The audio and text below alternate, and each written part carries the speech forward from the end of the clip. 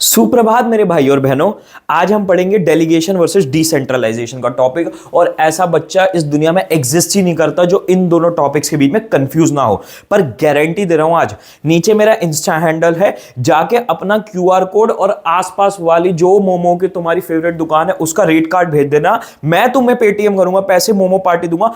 अगर तुम्हें ये टॉपिक मेरे से पढ़ने के बाद बिल्कुल एब्सोल्युटली क्लियर नहीं हो गया तो ये मेरी श्योरिटी है, एंड तक देख लो, ठीक है। और अपना नारा पता है ना, एनसीईआरटी है खास, बाकी सब बकवास। एनसीईआरटी से एग्जैक्ट लाइंस मार्क कराऊंगा जो एग्जाम में आती हैं और जो तुम्हें आंसर में लिख के नहीं है, जिसपे तुम्हें बोर्ड्स और सीयूईटी दोनों में फुल मार्क्स मिले, ठीक है। चलो भाई, सबसे पहले हम स्टार्ट करते हैं डेलीगेशन। डेलीगेशन होता क्या है समझो, भूल जाओ, यहां पे हम बात कर रहे हैं मैनेजमेंट की। देखो यार, तुम्हारे स्कूल में टीचर होती है, वो एक क्लास मॉनिटर बनाती है। क्यों बनाती है? क्या डिसिप्लिन मेंटेन करना एक टीचर का काम नहीं है? बट क्योंकि वो अकेले हर टाइम क्लास में नहीं रह सकते, अकेले वो इतने बड़े क्लास को शांत नहीं कर सकती। वो क्या करती है, अपना काम जो उसका डे टू डे, मेरे वर्ड्स को सारे समझना है, सब कुछ आगे काम में आएंगे, जो उसका डे टू डे काम है वो जाके दे देती है किसी और बच्चे को, तुम्हें दे देती है। मानो अब तुम कहोगे नहीं भैया मैं तो शरीफ बच्चा नहीं हूं, मैं तो बहुत ज्यादा शैतानी करता हूं, मुझे फर्क नहीं पड़ता, एज्यूम करता तुम शरीफ हो। तुम्हें जाके उन्होंने काम दे दिया कि भाई क्लास को तू संभालेगा, क्लास में शांति तू रखेगा, नहीं तो मैं तेरे से बात करूंगी, ठीक है। ये होता है जब आप अपना डे टू डे काम किसी को डेलीगेट कर देते हो। मैं तुम्हें एक और बिजनेस के टर्म्स में एग्जांपल देता हूं। भाई मैं ये लेक्चर्स बनाता हूं, अब मैं लेक्चर्स को डेली अपलोड करूंगा, इससे बढ़िया मैं किसी इंटर्न को या किसी अपने साथ के काम करने वाले जूनियर को ये काम दे दूं कि भाई यार ये ले लेक्चर और ये थंबनेल और ये सब कुछ, ये अपने आप जाके तू अब अपलोड डेली कर दिया। अगर भाई मैं डेली 15-20 मिनट लगाता हूं, इससे बेटर मैं कुछ और काम कर लूंगा, मैं नेक्स्ट लेक्चर के लिए तैयारी कर लूंगा, मैं कुछ एडुकैप्टन के लिए बड़ी पॉलिसी का डिसीजन ले लूंगा, है ना। अब इस चीज को दिमाग में रखते हुए सारी चीजें समझते जाओगे, मैं एक एक करके समझाऊंगा। डेलीगेशन, सबसे पहले डेफिनेशन क्या है? Refers to downward transfer of authority from a superior to a subordinate, ठीक है। डेलीगेशन क्या है? अथॉरिटी। टीचर की क्लास पे अथॉरिटी है कि वो जिस बच्चे को जाके बोलेगी उसे उसकी बात माननी पड़ेगी। उस अथॉरिटी को उसने किसको दिया? तुम्हें, क्योंकि वो तुम मॉनिटर हो कि भाई अब जा बच्चों को शांत करा। It is prerequisite to the efficient functioning of an organisation. ये बहुत नेसेसरी होता है ताकि ऑर्गेनाइजेशन एफिशिएंटली फंक्शन कर सके। क्योंकि अच्छा टीचर और भी तो तुम लोगों से दूसरे काम करवाती है, भाई बेटा जरा पानी की बोतल भर ला, बेटा जरा डस्टर दूसरी क्लास में रह गया, जरा वो रेड वाला मार्कर दूसरी क्लास में वो लिया, ठीक है। अगर सारे ही काम टीचर खुद करने लग जाए तो भाई टीचर के लिए कितना मुश्किल हो जाएगा काम करना। ऐसे ही ऑर्गेनाइजेशन में मेरे पास जो डे टू डे वर्क है, ठीक है, लेक्चर बनाना, अपलोड करना, स्टूडेंट्स को, तुम लोगों को व्हाट्सएप पे रिप्लाई करना, जो बच्चे हमारे कोर्स में एनरोल्ड है, मैं खुद पर्सनली सबको रिप्लाई करता हूं, सपोर्ट देता हूं, ठीक है। कोई हमारे कोर्स में प्रॉब्लम हो उसे सॉल्व करना, वीडियो की स्ट्रैटेजी बनाना, सारे काम मैं उनमें एग्जैक्ट डे टू डे खुद करने लग जाऊं तो भाई नहीं होगा। मैं थोड़ा थोड़ा काम हर जगह हर किसी को दे देता हूं। मेरे लेक्चर के नोट्स हैं, ठीक है, मैं नोट्स में थोड़ा बहुत काम अपने इंटर्न को दे देता हूं कि यार जरा ये नोट मेकिंग का छोटा मोटा यार जरा इकट्ठा क्वेश्चंस करने का काम तू कर दे, ठीक है। मेरी वीडियो अपलोड का काम तू कर दे, ठीक है। वीडियो को स्ट्रैटेजाइज मैं ही करता हूं कैसे लेक्चर बनेगा, पर अपलोड कोई और कर दे। तो इंसान एफिशिएंट हो जाता है अगर वो अपना काम किसी और को देता है, ठीक है। A manager to use it because it enable manager to use its time for priority activities. It also subordinate need for recognition. इसके दो फायदे हैं। दो फायदे क्या है? पहली चीज, मेरे पास कुछ फ्री टाइम होगा तो मैं और इंपॉर्टेंट चीजों पे ध्यान दे पाऊंगा। अगर मैं वीडियो अपलोड का काम या लेक्चर अपलोड का काम किसी और को दे दूंगा, भाई मैं नेक्स्ट लेक्चर पे काम कर लूंगा, मैं और अच्छे केस स्टडीज ले आऊंगा, मैं और अच्छे से तुम्हें पढ़ा लूंगा, ठीक है। And satisfied subordinate need for recognition. अब सोचो, तुम्हारी टीचर आके तुम्हें कहती है कि भाई दूसरी क्लास से पानी की बोतल ले आ, एक अंदर से एड्रेनल रश नहीं होता कि मैम ने मुझे पानी की बोतल भरने को कहा है, ठीक है। इतना छोटी सी बात है पर हमें बड़ी खुशी मिलती है, ठीक है। हमें क्लास मॉनिटर बना दे, हेड बॉय बना दे, भाई कितनी खुशी मिलती है कि भाई मैं हेड गर्ल हूं, कितनी खुशी मिलती है, क्योंकि भाई आपको रिकॉग्निशन मिली है, सारे लोगों में से आपको चूज करा गया पानी भरने के लिए। ओए होए होए क्या बात हो गई, ठीक है। कितनी छोटी सी बात के लिए हम खुश हो जाते हैं यार। However delegation does not mean abdication. यहां पे बहुत इंपॉर्टेंट वर्ड है एब्डिकेशन। यहां पे एब्डिकेशन का क्या कहता हूं, बिजनेस स्टडीज से पहले इंग्लिश सीख के आओ। एब्डिकेशन का मतलब क्या है कि भाई मैं बिल्कुल फ्री हो गया, मैंने उस चीज से छोड़ दिया, मेरा कोई लेना देना नहीं उस चीज से, मैंने उसे कर दिया खत्म। ये नहीं होती डेलीगेशन। कहने का मतलब क्या है, ऑल्दो टीचर ने, मेरा वर्ड दिमाग में रखना, बार बार मैं कह रहा हूं डेली वर्क, डेली वर्क, समझना इस बात को भी, सब समझ में आएगा डिसेंट्रलाइजेशन में, तभी तुम कंफ्यूज हो जाते हो। टीचर ने अपना क्लास को शांत कराने का काम, बच्चों को डिसिप्लिन रखने का काम तुम्हें दे दिया, ठीक है, पर भाई कल को अगर क्लास में दंगा मच गया, किसी बच्चे ने जाके बम फोड़ दिया, किसी बच्चे ने आगे शीशा तोड़ दिया, सारे कांड करे हुए मेरी क्लास के बच्चों ने जब मैं स्कूल में था, तो भाई अल्टीमेटली प्रिंसिपल आगे तो टीचर से बात करेगा कि भाई तेरी क्लास में शांति क्यों नहीं है, ठीक है। टीचर ये नहीं कह सकती मैंने मॉनिटर बनाया था, मैम इससे बात करो, मैं नहीं, टीचर को प्रिंसिपल यही कहेगा, वो तूने जो किया वो तूने किया, पर क्लास में शांति होना, ये तोड़ा फोड़ी ना होना, लड़ाई ना होना, अल्टीमेटली तुम्हारी रिस्पॉन्सिबिलिटी है। ये इसका मतलब नहीं है कि तुमने किसी और को दे दिया तो अब मैं उससे जाके बात करूंगा, ठीक है। ऑर्गेनाइजेशंस में यही होता है ना। अगर समझो मैंने वीडियो लेक्चर अपलोड करने के लिए अपने किसी बंदे को दे दिया, ठीक है, अगर लेक्चर अपलोड नहीं हुआ किसी भी वजह से, तो क्या तुम लोग कमेंट सेक्शन में उसकी बात करोगे कि अरे भाई विनीत की गलती थी, उसने लेक्चर अपलोड नहीं किया?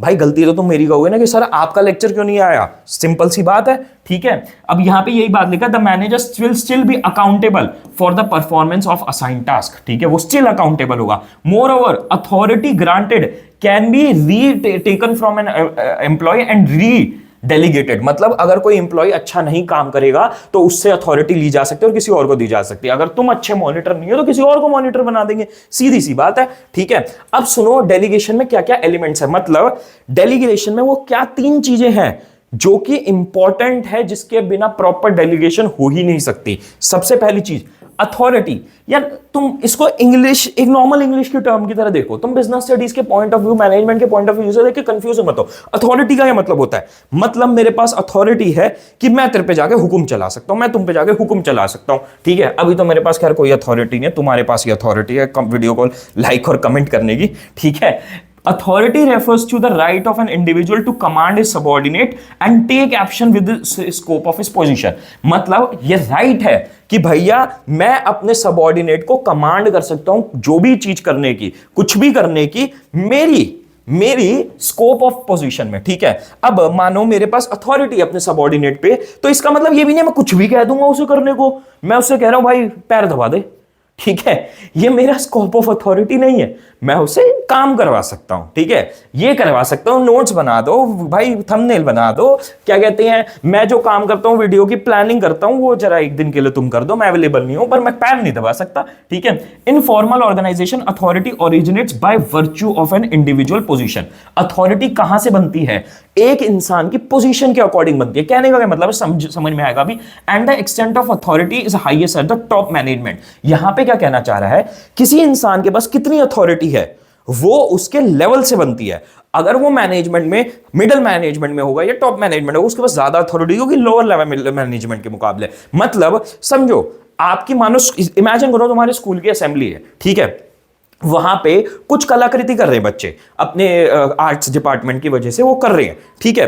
एज अ टीचर, भाई तुम्हारी टीचर, ये तुम क्लास मॉनिटर, तुम जाके ही नहीं कह सकते अरे यार ये कितनी गंदी से हटाओ इसे, मेरे को नहीं पसंद आ रही, कुछ और बनाओ, ठीक है, कुछ और कलर में करो, तुम नहीं जाके कह सकते, या टीचर नहीं कह सकते। प्रिंसिपल मैम को पसंद नहीं है, वो जाके जरूर कह सकते नहीं यार ये आर्ट को रोको भाई, मेरे को नहीं पसंद आ रही है, स्कूल पे अच्छी नहीं लग रही। क्यों? क्योंकि वो जितनी ऊंची है उतनी उनके पास अथॉरिटी है, सिंपल सी बात है, ठीक है।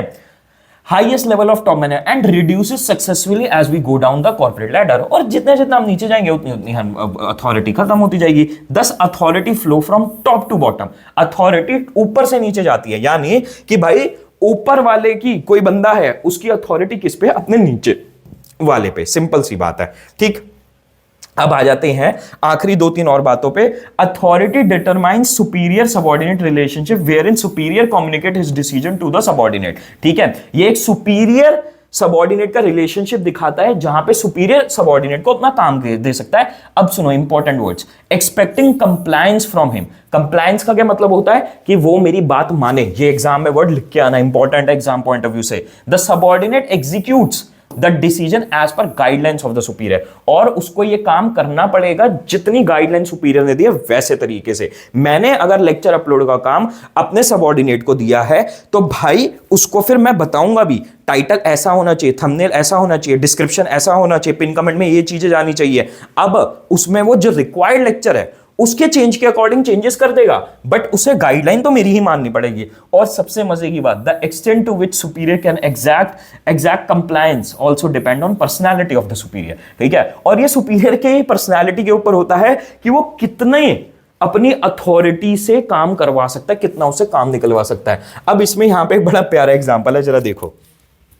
डेट नहीं आनी चाहिए ना, तुमको सैटरडे संडे रुक के काम करना पड़ेगा। मुझे नहीं पता है सैटरडे संडे की बात कहां से, सर आप हर हफ्ते सैटरडे संडे निकाल लेते हो, कभी फ्राइडे शाम होती है चलो सैटरडे संडे काम करने लगते हो, ऐसे थोड़ी चलता है। अरे तो तुम एक बात बताओ, मेरी रिपोर्ट खत्म होनी पड़ेगी तो कौन करेगा ये रिपोर्ट? मैं कह रहा हूँ आपको कि मंडे को मिल जाएगी, तो आपको समझ में नहीं आएगा। पहले ढंग से बात करो निखिल, ठीक है? अपने सीनियर से बात करो, हमने बहुत रिपोर्ट बनाई है, ठीक है? मैं यहाँ पे तुम्हारा सीनियर हूँ, तुम्हें मुझसे ढंग से बात करनी पड़ेगी, मैं जो ऑर्डर दे रहा हूँ मानना पड़ेगा, ठीक है? ढंग से बात करनी पड़ेगी, आपको ढंग से बात करो। और आपको इतना ऑर्डर चलाने का शौक नहीं, जाके स्विगी पे चलाओ, यहाँ नहीं चलेगा ये सब। ढंग से बात करो, काम कर रहा हूँ मैं, मुश्किल से थोड़े बहुत पैसे कमाता हूँ मैं, ऐसा तो है नहीं कि आपको मेरे को अंबानी बना दोगे रातों रात में। भाई साहब भयंकर क्लिप, भाई भयंकर क्लिप, मजा आ जाता देख के, ठीक है। यहां पे क्या है भाई, देखो सुपीरियर के पास अथॉरिटी तो है, ठीक है, और वो काम अपना डेलीगेट भी करवा रहा है, क्योंकि भाई इस बंदे को, इस मैनेजर को भी ऊपर से आया होगा प्रेशर कि भाई इसको मेरे को वीकेंड पे दो। इसने वो प्रेशर डाला, डेलीगेट करा, खुद से तो करना नहीं, ठीक है। वो कह रहा है भैया तुम करो ये काम, संडे तक करके दो, ठीक है। अब भाई ये जो है निखिल, अब ये पिदक गया, क्यों? क्योंकि भाई सुपीरियर से काम ही नहीं करवाया जा रहा, उसकी पर्सनैलिटी नहीं है कि वो काम करवा सके। तो ये बस सिंपल सी बात है। अब पहला एलिमेंट क्या, अथॉरिटी, दूसरा क्या, रिस्पॉन्सिबिलिटी। रिस्पॉन्सिबिलिटी भी सिंपल वर्ड में क्या है भाई, अगर तुम्हें क्लास मॉनिटर बनाया गया तो तुम किस चीज के लिए रिस्पॉन्सिबल हो? कि भैया तुम्हें काम निपटाना है, तुम्हें शांत रखना है। Responsibility is the obligation. English सीखो बिजनेस स्टडी से पहले, ऑब्लिगेशन का क्या मतलब होता है जाके देखना, of a subordinate properly to perform the assigned duty, ठीक है। ये क्या है, ऑब्लिगेशन है, मतलब ये जिम्मेदारी है कि आपको जो भी काम दिया उसे करो। It arises from superior subordinate relation because subordinate is bound to perform the duty assigned to his by the superior. Simple सी बात है, ये सुपीरियर सबऑर्डिनेट रिलेशनशिप से आती है, क्योंकि ये काम जो है उसका सुपीरियर उसे देता है। दस रिस्पॉन्सिबिलिटी फ्लोज अपवर्ड, ठीक है। इस वजह से रिस्पॉन्सिबिलिटी ऊपर की तरफ आती है, यानी कि रिस्पॉन्सिबिलिटी मुझे ऊपर से मिलेगी, समझ रहे हो? रिस्पॉन्सिबिलिटी मुझे ऊपर से मिलेगी, अथॉरिटी मैं नीचे वालों पे लगाऊंगा, ठीक है। तो इस तरीके से सिंपल सा भैया फैक्ट है, मैटर है। चलो आगे बढ़ लेते हैं, ठीक है। When an employee is given responsibility for a job, he must be given degree of authority to carry it out.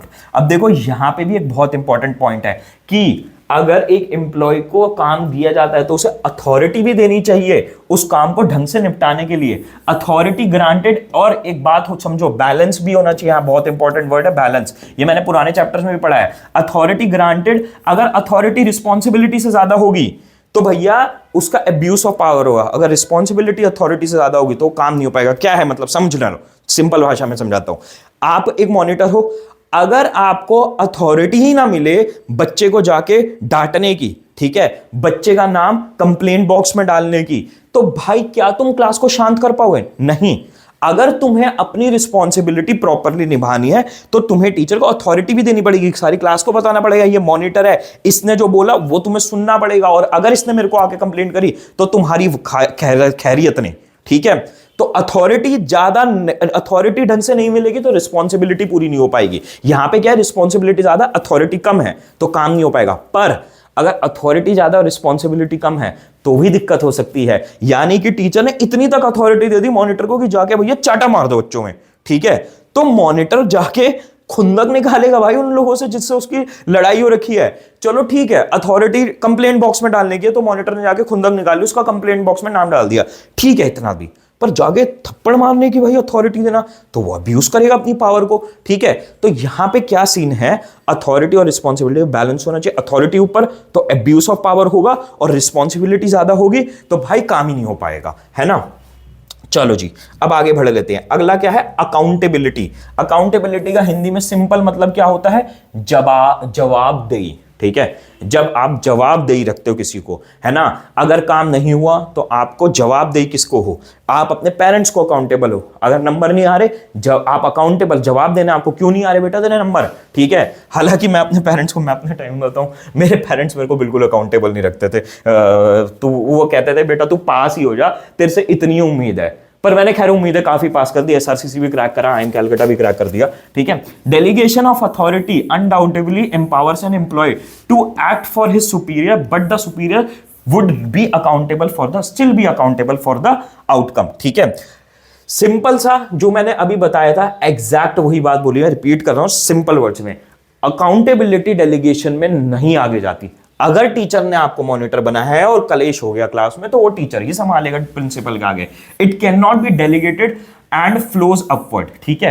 ये डेलीगेट नहीं हो सकती अकाउंटेबिलिटी, टीचर को रहना पड़ेगा और ये अपवर्ड फ्लो करती है, यानी कि आप अकाउंटेबल किसको होगे? अपने से ऊपर वाले को होगे। आपकी क्या कहते हैं, आप किसके लिए रिस्पॉन्सिबल हो? अपने से ऊपर वाले को। That is a subordinate will be accountable to a superior for satisfaction performance of a work, ठीक है।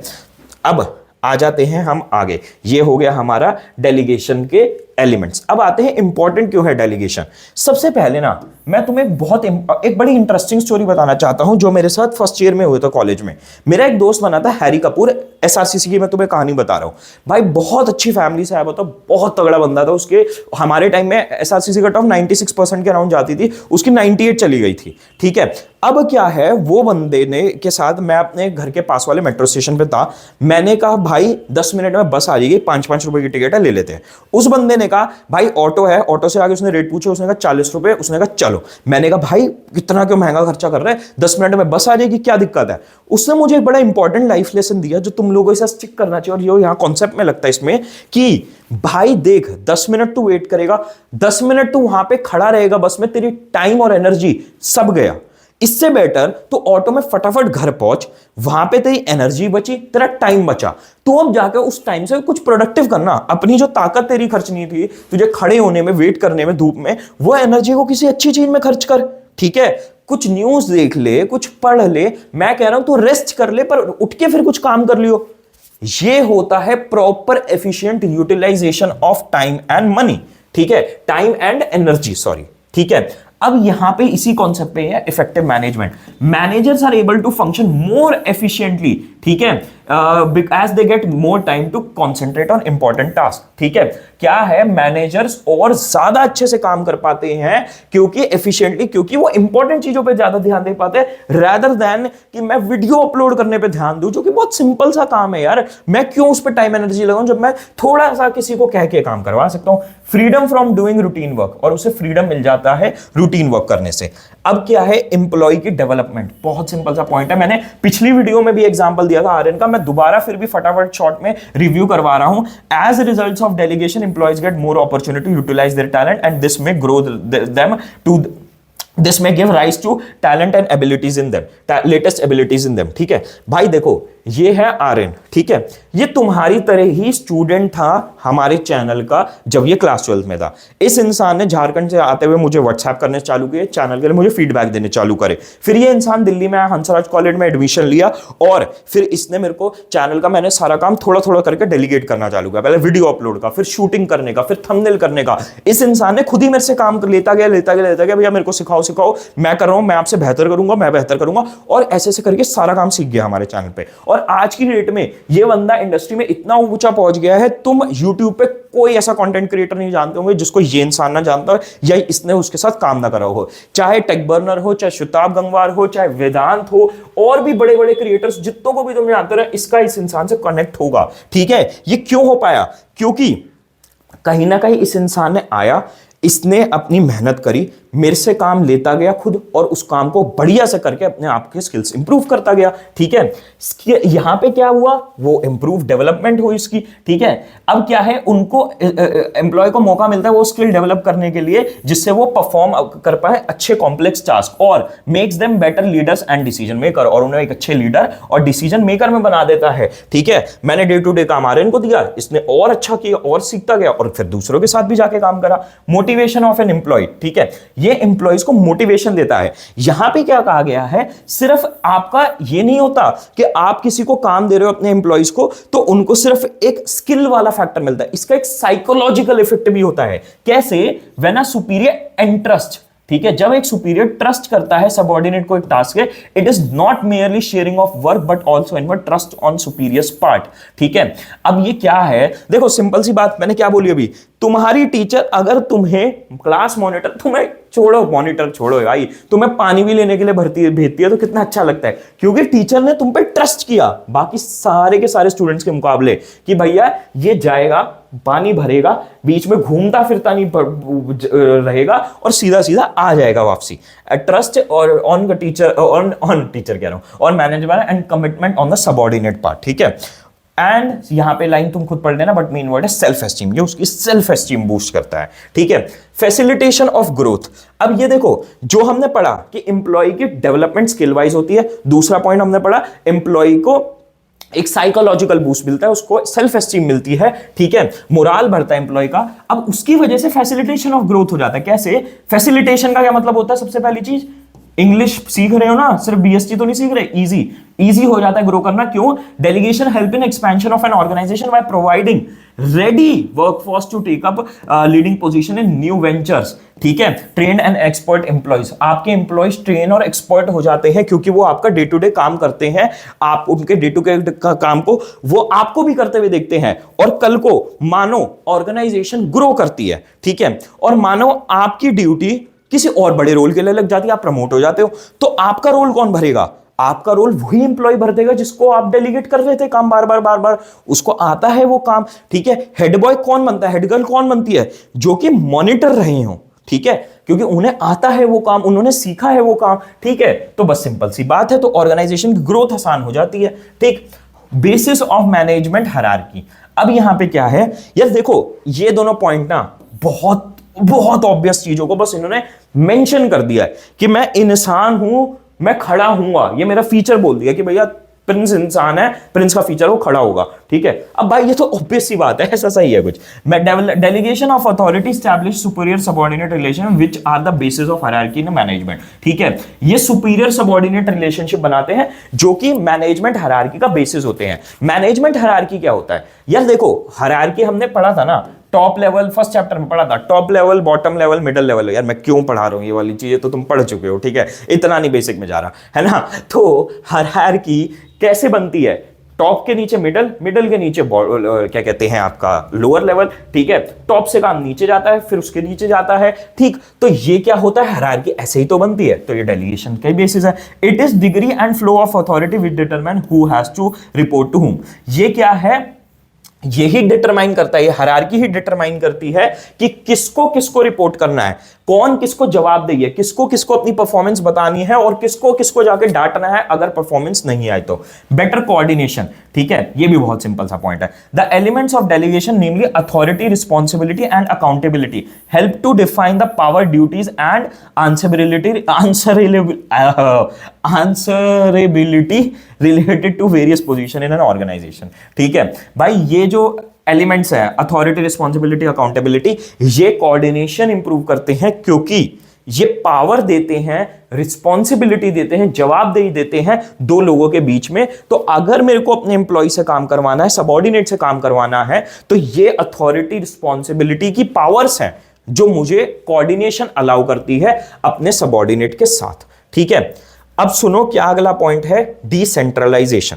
अब देखो सबसे पहली चीज तो एक इंपॉर्टेंट, भाई देखो अगर तुम हमारे चैनल पे हो, ठीक है, तुमने अभी तक प्लेलिस्ट हमारी नहीं देखी है तो नीचे मिल जाएगी बिजनेस स्टडीज की। अगर अभी तक तुम यहाँ पे वीडियो में बने रहे हो तो यानी तुम्हें समझ भी आया और मजा भी आया है। तो अगर मैं इतनी मेहनत से पढ़ा रहा हूं ना, एक छोटी सी मेहनत तुम भी कर दो, वीडियो को लाइक कर दो और कमेंट्स में जरूर बताना कैसा लग रहा है लेक्चर, कैसा सब कुछ समझ में आ रहा है। कुछ फीडबैक है तो मेरे लिए बहुत इंपॉर्टेंट है तुम्हारा फीडबैक। ठीक है, ये सारे notes NCERT village pin comment में मिलेंगे, सारे लेक्चर्स की मेरी पीडीएफ और सॉरी प्लेलिस्ट नीचे पिन कमेंट में मिलेगी। और मेरा सपना है 10,000 बच्चों को पढ़ाना, तो भाई वो तुम ही पूरा करवा सकते हो जब तुम इस वीडियो को अपने ग्रुप की व्हाट्सएप ग्रुप्स में जाके शेयर करोगे दोस्तों से कि भैया ये लेक्चर पढ़ो, ये अच्छा है। इतना छोटी सी मेहनत कर दोगे मेरे लिए, ठीक है, बहुत सारा प्यार मिलेगा, दुआएं मिलेंगी मेरी तरफ से। सुनो, डिसेंट्रलाइजेशन, अब समझो क्या है।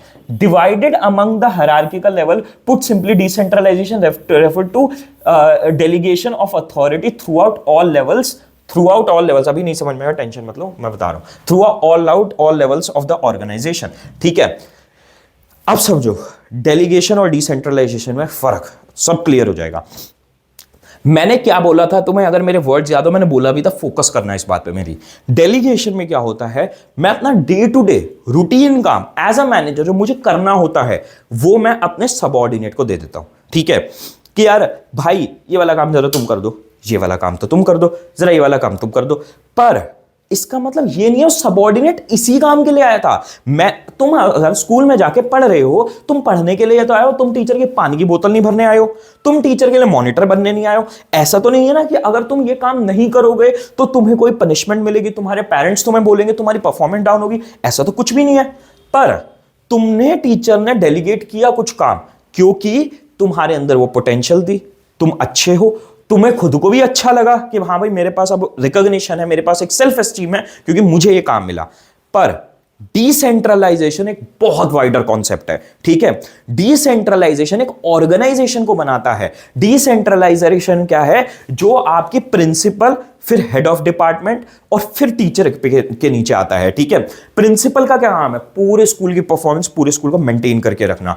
ठीक है, हेड ऑफ डिपार्टमेंट का क्या काम है, कॉमर्स का जो है, साइंस का जो, आर्ट्स का जो है टीचर, हेड ऑफ डिपार्टमेंट्स, ठीक है, उनका काम है अपने डिपार्टमेंट में अच्छी परफॉर्मेंस आना, अच्छे रिजल्ट आना और मेक श्योर करना सारे टीचर्स अच्छे से काम करें, बच्चे डिसिप्लिन्ड है। और टीचर का काम है अपने सब्जेक्ट को पूरा संभालना।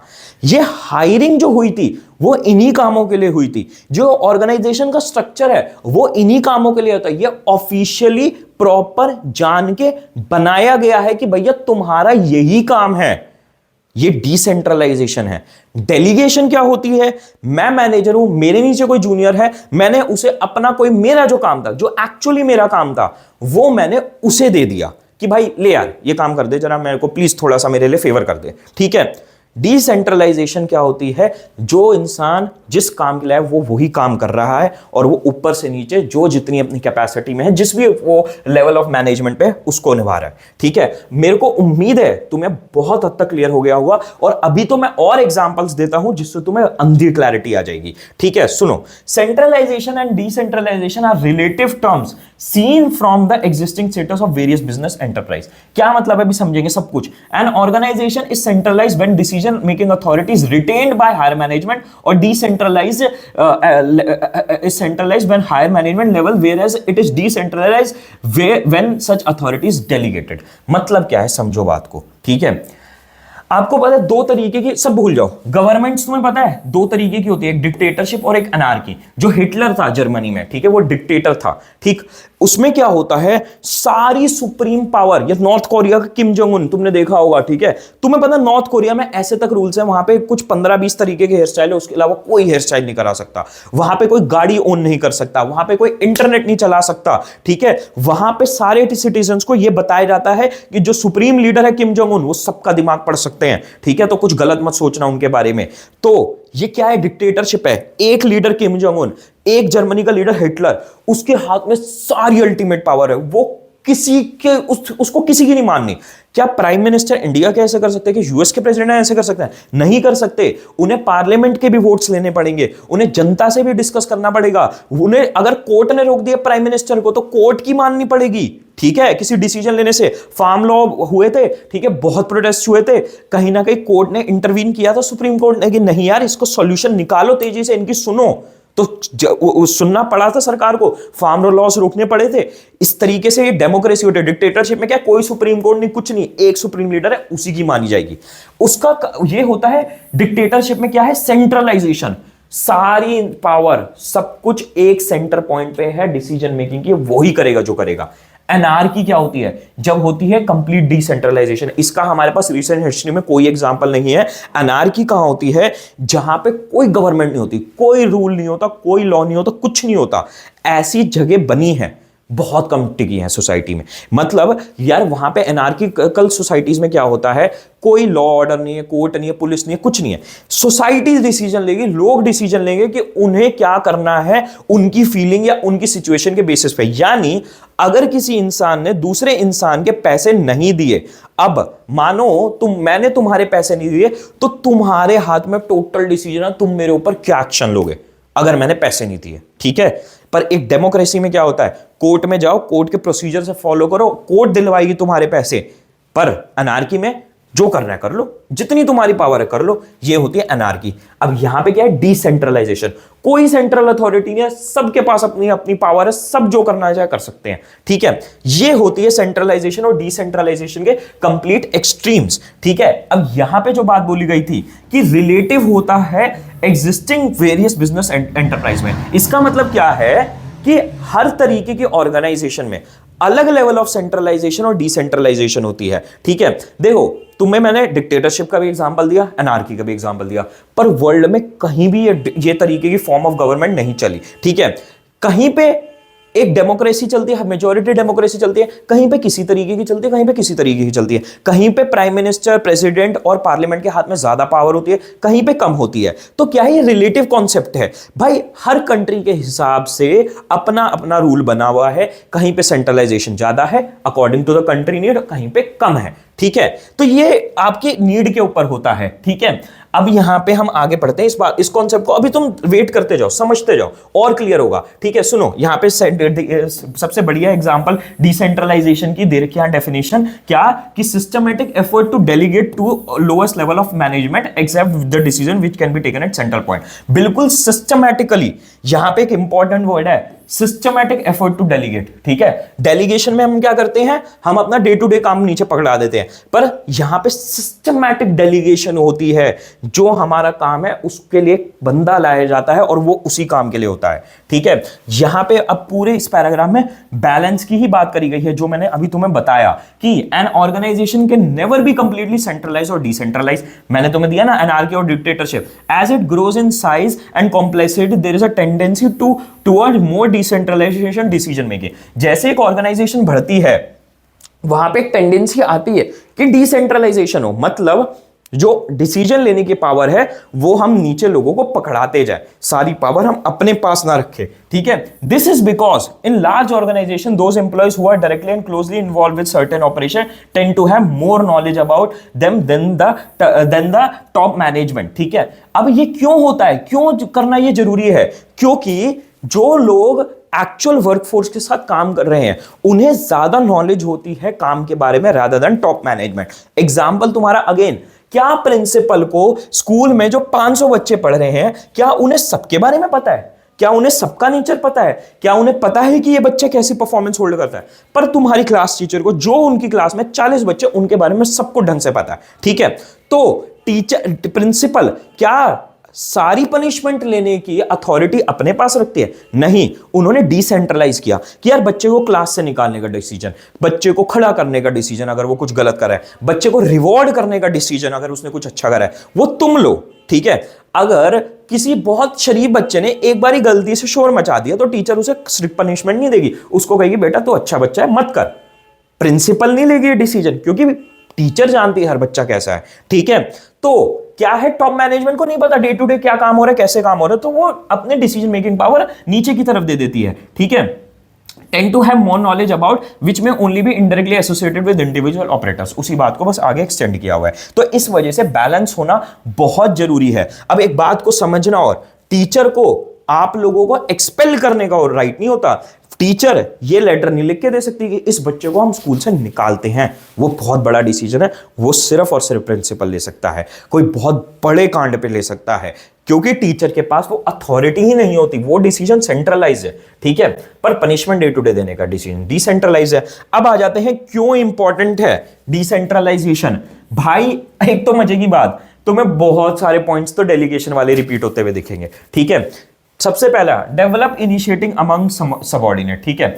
Decentralisation help to promote self reliance and confidence among the subordinates, ठीक है। जब आप डिसीजन मेकिंग पावर जो है अपने सबऑर्डिनेट्स को दे देते हो तो उनके अंदर एक सेल्फ कॉन्फिडेंस आता है, उनके अंदर एक सेल्फ रिलायंस आता है कि हाँ यार मैं डिसीजन ले सकता हूं, और अगर कोई डिसीजन का सही आउटकम आता है तो उसको अच्छा लगता है। This is because when lower level management are involve, managerial levels are given freedom to take their own decision, they learn to depend on their own judgements, ठीक है। अब समझो, आप लोगों को एक बात समझना है, एक कंपनी कब बड़ी होती है। देखो एक कंपनी, ये ना मैं तुम्हें पर्सनल एक्सपीरियंस बता रहा हूं, मैंने बहुत स्टार्टअप्स को देखा है, मेरे बहुत दोस्त एंटरप्रेन्योरशिप कर रहे हैं, ठीक है। एक कंपनी कब ग्रो होती है? जब उसमें एम्प्लॉयज बढ़ते जाती हैं, अच्छे लोग ऐड होते जाते हैं। अच्छे लोग ही कंपनी को ग्रो करते हैं। एक इंसान कभी कंपनी को नहीं ग्रो कर सकता, एक प्रोडक्ट कभी कंपनी को ग्रो नहीं कर सकता। आप कितना भी बढ़िया प्रोडक्ट बना लो इस दुनिया का, अगर आप लोगों को मैनेज करना जानते हैं, अगर आप अपनी ऑर्गेनाइजेशन को ग्रो नहीं करना चाहते, तो वो प्रोडक्ट कभी मासेस तक नहीं पहुंचेगा, कभी जनता तक नहीं पहुंचेगा बड़े स्केल पे। ठीक है, इस वजह से क्या होता है, आपको लोगों को अलाउ करना होता है कि भैया आपके पास डिसीजन लेने की पावर है। अगर वो डिसीजन लेने की पावर सीखते हैं कि यार इस सिचुएशन में ये डिसीजन लेना है, मैं खुद से लूंगा, ठीक है, मेरे को ऊपर नहीं जाना डिसीजन लेने के लिए, मेरे को ऊपर से परमिशन नहीं लेनी, मैं खुद डिसीजन लूंगा। और जब वो डिसीजन लेते हैं और उनके डिसीजन ठीक निकलते हैं, तो उससे क्या है, उनके अंदर कॉन्फिडेंस आता है, उनका जजमेंट इंप्रूव होता है कि हाँ यार मेरे को आता है चीजें करना, हाँ मैं आगे जाके और डिसीजन खुद से ले सकता हूं, हाँ ये मैं काम खुद से कर सकता हूं। ठीक है, अब मैं तुम्हें ना इससे रिलेटेड बहुत इंटरेस्टिंग केस स्टडी बताता हूं। यहां पे अभी वैसे मैं तुम्हें आगे दिखाने वाला था, बट अभी दिखा देता हूं। ठीक है, हमारे पास एक बहुत इंटरेस्टिंग केस स्टडी है जी, जनरल इलेक्ट्रॉनिक ना, फॉर्चून जनरल इलेक्ट्रॉनिक, ओ जनरल का नाम सुना होगा, इंडिया में ओ जनरल के नाम से ऑपरेट करते हैं। ये वर्ल्ड की यूएस की 33 नंबर की सबसे highest revenue making Fortune 500 company है।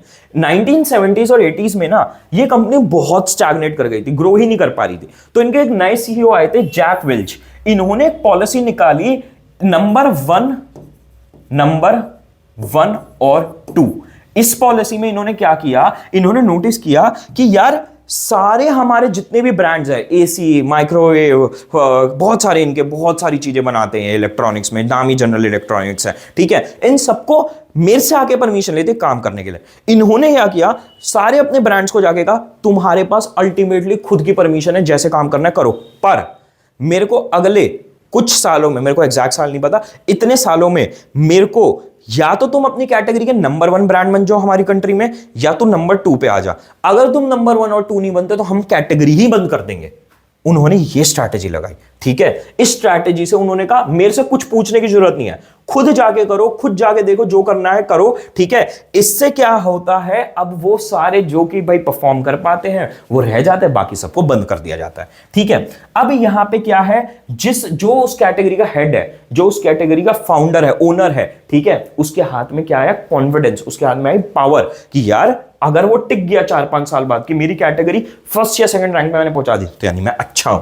ठीक है, अब this is because lower freedom, ये सारा मैंने आपको बता दिया। It also keeps them in a state where they are constantly challenged and have to develop solution for various problems which they encounter. ठीक है, और यहां पे क्या होता है, सर्वाइवल ऑफ द फिटेस्ट हो जाता है एक तरीके से। ठीक है, कि भाई जो इंसान ढंग से चैलेंजेस लेता है, जो उस चैलेंजेस के लिए प्रॉपर सॉल्यूशन बना पाता है, वो टिकता है, नहीं तो वो निकल जाता है। ठीक है, अब यहां पे अगला क्या है, develops managerial talent for the future. ये सिंपल वही पॉइंट रिपीट हो रहा है कि फॉर्मल ट्रेनिंग तो सिखा देता है काम कैसे करना है, ठीक है, पर इक्वली इंपॉर्टेंट है आपका एक्सपीरियंस भी गेन करना, ताकि उनको आप असाइनमेंट दो। ठीक है, आप अपने एम्प्लॉयज को जब तक प्रॉपर ट्रेनिंग तो दे दोगे, पर जब तक काम नहीं दोगे ना एक्चुअल, वो नहीं सीख पाएंगे। ठीक है, तो क्या है, इनको एक चांस देता है अपनी एबिलिटीज इंप्रूव करने का, अपने काम को ढंग से सीखने का, और फिर क्या है, ये आगे जाके कोई अगर बड़ा रोल आया तो उसके लिए काम कर पाते हैं। ठीक है, क्विक डिसीजन मेकिंग, ये भी बहुत सिंपल सा है, मैंने तुम्हें अभी जनरल इलेक्ट्रॉनिक का एग्जांपल दे ही दिया। ठीक है, देखो इसके 2 फायदे हुए जनरल इलेक्ट्रॉनिक्स में। पहली चीज, जो बढ़िया कैटेगरी हेड्स थे, ठीक है, वो टिक पाए, उन्होंने उनका जजमेंट इंप्रूव हुआ, वो अच्छे बन पाए। ठीक है, दूसरा फायदा इसका क्या है, क्विक डिसीजन मेकिंग हो जाती है। सेंट्रलाइज ऑर्गेनाइजेशन में कितना मुश्किल होगा, by management the flow of information is slow as it has to traverse many levels. ठीक है, कितना मुश्किल है कि अगर एक बिल्कुल बॉटम लेवल पे माइक्रोवेव डिसीजन का, फ्रिज डिवीजन का एक बिल्कुल बॉटम लेवल पे एम्प्लॉय आता है, वो आके कुछ सजेशन देता है, और वो बिल्कुल टॉप सीईओ एमडी लेवल तक, प्रेसिडेंट लेवल तक जा रहे हैं जनरल इलेक्ट्रॉनिक के। नहीं होना चाहिए ये भाई। ठीक है, कैटेगरी हेड तक पहुंच जाए वो इंफॉर्मेशन, कैटेगरी हेड अपने आप डिसीजन ले ले, बात खत्म। ठीक है, अब क्या है, this reduces the speed of decision making and makes it difficult for an enterprise to adapt to dynamic environment. ठीक है, क्या है, आप लोगों का अगर सेंट्रलाइजेशन होती है तो रिड्यूस हो जाता है डिसीजन मेकिंग। मैंने पीछे अगर याद हो पिछले लेक्चर में मैंने तुम्हें ओरेकल का भी एग्जांपल दिया था, पूरी कंपनी ही इस बेसिस पे बन गई थी कि भाई वर्ल्ड की सबसे बड़ी कंपनी, सब वर्ल्ड का सबसे रिचेस्ट इंसान किस बेसिस पे बना, क्योंकि आईबीएम में स्लो कम्युनिकेशन थी। ठीक है, in a decentralised organisation however since decision are taken at levels which are nearest to the point of action there is no requirement for approval from top level. ठीक है, यहां पे decision कहां लिए जाते हैं? आपके एक डिसेंट्रलाइज ऑर्गेनाइजेशन में, वहां पे जहां पे एक्शन हो रहा है, जहां पे एक्चुअल लोग काम कर रहे हैं और वो जल्दी से डिसीजन ले पाते हैं, तो भाई वो जल्दी से काम कर पाते हैं। Relief to the top management. यार तुम देख रहे हो डेलीगेशन वाले सारे पॉइंट रिपीट हो रहे हैं, यहां पे भी यही है, तुम खुद पढ़ लेना। यहां पे यही बोला गया है कि क्योंकि टॉप मैनेजमेंट ने अपना काम नीचे दे दिया, तो उनके पास अब क्या है, इंपॉर्टेंट क्या कहते हैं, डिसीजन मेकिंग का टाइम होता है। बस यहां पे एक चीज और एक्स्ट्रा करी गई है, personal supervision is replaced by other forms of control as return on investment. ठीक है, यहां पे क्या होता है, एक जो टॉप मैनेजमेंट होती है वो अपना काम आगे दे देती है, नीचे बढ़ता जाता है। ठीक है, तो क्या होता है, वो रादर देन कि वो खुद जाके देखे काम कैसा हो रहा है नहीं हो रहा, वो क्या होता है, वो मैट्रिक्स लगा देते हैं कि भैया आरओआई, जितना पैसा मैंने तेरे डिपार्टमेंट लगा, कितना रिटर्न लाके दिया, कितना प्रॉफिट लाके दिया, ठीक है, कितने एम्प्लॉयज तेरे खुश हैं, ये सारी चीजें हम मेट्रिक लगा देते हैं कि भैया ये रिपोर्टिंग स्टैंडर्ड है, अब मैं तेरे पास पर्सनली आऊंगा, तू मुझे अपडेट करियो कि ये सारी चीजों पे तूने ऐसे परफॉर्म किया है, और फिर हम देखेंगे कि भाई तुम्हारी परफॉर्मेंस कैसी है। ठीक है, अब क्या है, इज ऑल्सो क्या कहते हैं, also leaves top management with more time so they can take important decision, policy decision. ठीक है, उनके पास इंपॉर्टेंट डिसीजन लेने का टाइम बच जाता है। फैसिलिटेट ग्रोथ, अगेन वही पॉइंट रिपीट हो रहा है, पर एक अलग तरीके से रिपीट हो रहा है। मैंने तुम्हें लास्ट लेक्चर में क्या बताया था, एक बड़ी इंटरेस्टिंग बात, Oppo, Vivo, one plus, iQOO और रियलमी, पांचों एक कंपनीज की ही कंपनी है। एक कंपनी इनकी पेरेंट कंपनी है बीबीके इलेक्ट्रॉनिक्स, ये पांचों ब्रांड्स को एक ही कंपनी ओन करती है। ठीक है, अब क्या होता है, देखो, decentralisation awards greater autonomy at lower level of management as well as divisional and department head. ठीक है, अब देखो मैंने तुम्हें बताया था, ओप्पो, वीवो, सबके पांचों मोबाइल ब्रांड्स के अलग अलग सीईओ कर रखे हैं बीबीके इलेक्ट्रॉनिक ने। ठीक है, तो सबके पास टोटल अथॉरिटी है वो अपनी कंपनी में क्या करे, अल्टीमेटली प्रॉफिट बीबीके के पास ही जाना है, पर सारे सीईओज को अपनी अपनी अथॉरिटी है, वो कैसे क्या करें। This allows them to function in a manner best suited for their department and foster sense of competition among the departments. ठीक है, अब इससे क्या होता है, आपके जो डिपार्टमेंट ओप्पो और वीवो, तुम देखते हो ना कितना तगड़ा फियर्सली कॉम्पीट करते हैं सड़कों पे, जहां ओप्पो का ऐड है वहां वीवो का भी ऐड है, राइट, वो आपस में कॉम्पीट करते हैं, तो वो चीज अच्छी होती है, क्योंकि डिपार्टमेंट्स आपस में ही जब कॉम्पीट कर रहे हैं तो उन्हें अपनी मैनेजमेंट के आगे बेहतर रिजल्ट दिखाने और वो एक दूसरे से कंपटीशन में और अच्छा रिजल्ट निकालते हैं। तो तुम क्लास में होता है तुम्हारे दोस्त से कंपटीशन हो जाता है, consequently with each department doing its best in to outdo the other. ठीक है, और वो होता क्या कॉन्सिक्वेंस, दोनों अपना बेस्ट करते हैं ताकि वो दूसरे से अच्छा बेहतर परफॉर्म कर पाए। ठीक है, अब यहां पे अगला क्या है, बेटर कंट्रोल। कंट्रोल बेहतर हो जाता है, कैसे, decentralisation make it possible to evaluate performance at each level. ठीक है, अब क्या है, कंट्रोल का क्या मतलब होता है, मैं दूसरे की, किसी इंसान की परफॉर्मेंस देख पा रहा हूं, और अगर वो परफॉर्म नहीं कर रहा है तो मैं समझ पा रहा हूं, उससे जाके बात कर रहा हूं, भाई क्यों नहीं आ रही है। ठीक है, ये हमने पीछे भी चैप्टर में बहुत पॉइंट पढ़ा था, ये बार बार पॉइंट रिपीट हो रहा है। तो यहां पे क्या एक बेटर कंट्रोल आ जाता है कि भाई मैं अपने हेड से जाके बात कर सकता हूं कि भाई क्यों परफॉर्मेंस नहीं है। ठीक है, तो मैंने किसी और को काम पकड़ाया था, डिसेंट्रलाइज किया था, ठीक है, डिसीजन मेकिंग किसी और को दी थी, ओप्पो के सीईओ को बीबीके वाला पकड़ सकता है कि भाई तेरी सेल क्यों डाउन है, सिंपल एज दैट, राइट। अब मुझे यहां पे टॉपिक खत्म होता है, यहां पे चैप्टर खत्म होता है। अब मुझे सिर्फ इतनी छोटी सी चीज कर देना कि भाई तुम एक तो ये डेलीगेशन डिसेंट्रलाइजेशन में डिफरेंस पढ़ लेना, बहुत इंपॉर्टेंट है एग्जाम पॉइंट ऑफ व्यू से। ठीक, अगर कुछ ना समझ में आए पूछ लेना, मैं बता दूंगा, पर उससे भी ज्यादा चैप्टर समझ आया, ये टॉपिक समझ में आया नहीं आया, कमेंट्स में जाके बताओ, मेरे लिए ये चीज जानना बहुत इंपॉर्टेंट है। ठीक है, best of luck guys and bye.